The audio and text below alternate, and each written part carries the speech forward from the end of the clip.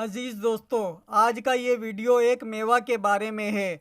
इस वीडियो में आज आपको बताया जाएगा कि अगर किसी को बार बार पेशाब आने का मर्ज़ लाहक हो तो ऐसे मरीज़ को कौन सा खुश्क मेवा इस्तेमाल करना चाहिए ताकि वो इस मर्ज़ से शिफायाब हो सके।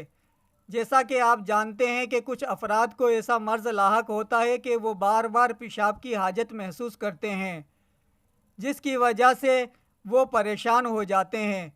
तो ऐसे अफराद अगर चिलगोज़े का इस्तेमाल करें तो ये ऐसे मरीज़ों के लिए बेहद मुफीद साबित होते हैं।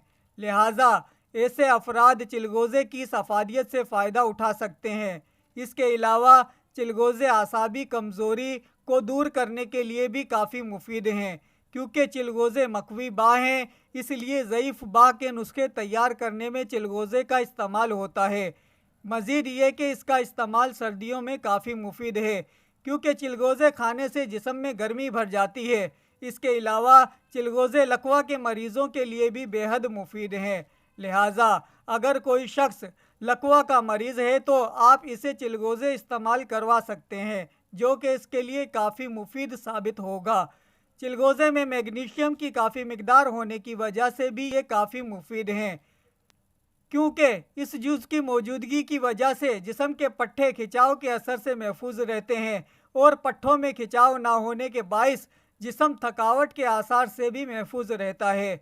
लिहाजा चिलगोज़े का इस्तेमाल न सिर्फ ये कि बार बार पेशाब आने की बीमारी में मुफीद है, बल्कि इसके दिगर फ़वाइद की वजह से इसे हर शख्स अपनी खुराक का हिस्सा बना सकता है। दोस्तों, वीडियो को लाइक करें और अगर चैनल को अभी तक सब्सक्राइब नहीं किया है तो चैनल को ज़रूर सब्सक्राइब कर लें। Thanks for watching.